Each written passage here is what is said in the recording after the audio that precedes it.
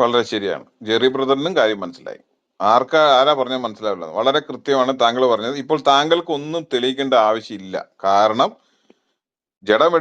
വചനം ജഡമായി തീർന്നു. ഇത് ഞാനും അംഗീകരിക്കുന്ന കാര്യമാണ്. അവിടെ എന്താ നടന്നത് താങ്കൾക്ക് അറിയില്ല. ഞാൻ ഒരു സ്റ്റെപ്പും കൂടെ കൊടുക്കെടുത്ത് കടന്നു പറയുന്നു. അവിടെ നടന്നത് മറിയത്തിൽ നിന്നാണ് ജഡം സ്വീകരിച്ചത്. താങ്കൾക്ക് ഒരു ബേർഡൻ ഓഫ് പ്രൂഫ് ഇല്ല. ബേർഡൻ ഓഫ് പ്രൂഫ് എന്നാണ് പ്രൂഫ് ഓഫ് ബേർഡൻ ആണ്. എന്നാ പഠിക്കുക, ഞാൻ ഇംഗ്ലീഷ് കൊടുത്തല്ലോ. ബേർഡൻ ഓഫ് പ്രൂഫ് അങ്ങനെയല്ല ചോദിച്ചാൽ പറയണേ. ബേർഡൻ ഓഫ് പ്രൂഫ് എന്നല്ല പറഞ്ഞു. ബേർഡൻ ഓഫ് പ്രൂഫ് താങ്കൾക്കില്ല. കാരണം താങ്കൾക്ക് അറിയില്ല അവിടെ എന്താ നടന്നത്. ഞാൻ പറയാണ്, എനിക്കറിയാം അവിടെ മറിയമിൽ നിന്നാണ് ശരീരം എടുത്തത്. അവിടെ മറിയമിൽ നിന്നാണ് ശരീരം എടുത്തത്.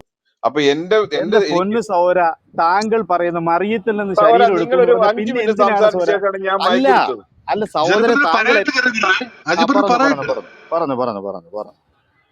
ആ അപ്പൊ താങ്കൾ പറയുന്നത് താങ്കൾ അവിടെ നടന്ന എന്താണെന്നുള്ള കാര്യം താങ്കൾക്ക് അറിയില്ല. ഇത് ഞാനും അംഗീകരിക്കുന്നു. പക്ഷെ ഞാൻ ഒരു സ്റ്റെപ്പും കൂടി കടന്നു പറയാണ്. മറിയമിൽ നിന്ന് ജഡം സ്വീകരിച്ചു, പക്ഷെ നടന്ന എന്താണെന്ന് അറിയില്ല. അപ്പൊ നമ്മൾ രണ്ടുപേരും അറിവില്ല എന്ന് പറയുന്ന മിസ്റ്ററിക്കാരാണ്. പക്ഷെ ഒറ്റ കാര്യമുള്ളൂ, ഞാൻ ഒരു എക്സ്ട്രാ ക്ലെയിമും കൂടെ വെക്കുകയാണ്. ഈ ജഡം സ്വീകരിച്ചിരിക്കുന്നത് മറിയയിൽ നിന്നാണ്. അപ്പൊ അതുകൊണ്ട് എനിക്ക് കുറച്ചുകൂടി ഉത്തരവാദിത്വമുണ്ട്. കാരണം ഞാനൊരു ഒരു ക്ലെയിം വെക്കുകയാണ്. ഈ ജഡം സ്വീകരിച്ചിരിക്കുന്നത് മറിയിൽ നിന്നാണെന്ന് ഒരു എക്സ്ട്രാ ക്ലെയിം വെക്കുകയാണ്. ജെറിബ്രദർ അങ്ങനെ ഒരു ക്ലെയിം ജെറിബ്രദർ അറിയില്ല. പക്ഷെ വചനം ജഡമായി എന്ന് ഞാനും അംഗീകരിക്കുന്നുണ്ട്. അപ്പൊ അതുകൊണ്ട് എന്റെ പേരില് അപ്പൊ ഇതൊരു വൺ സൈഡഡ് ഡിബേറ്റ് ആണ്.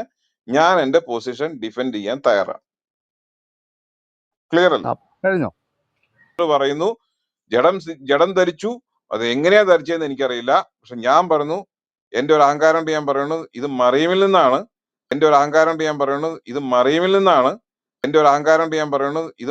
നിന്നാണ്.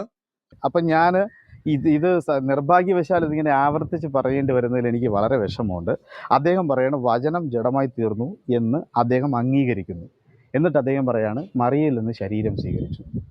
ഇത് സത്യം പറഞ്ഞാൽ ഇതൊരു ഗതികേടായിട്ട് ഞാനിതിനെ കാണുന്നത്. വചനം ജഡമായി തീർന്നു എന്ന് അദ്ദേഹം അംഗീകരിക്കും, പക്ഷെ അദ്ദേഹം പറയും മറിയത്തിൽ നിന്നാണ് ശരീരം സ്വീകരിച്ചത്. മറിയത്തിൽ നിന്ന് ശരീരം സ്വീകരിച്ചെങ്കിൽ പിന്നെ എന്തിനാണ് വചനം ജഡമായി തീരുന്നത്?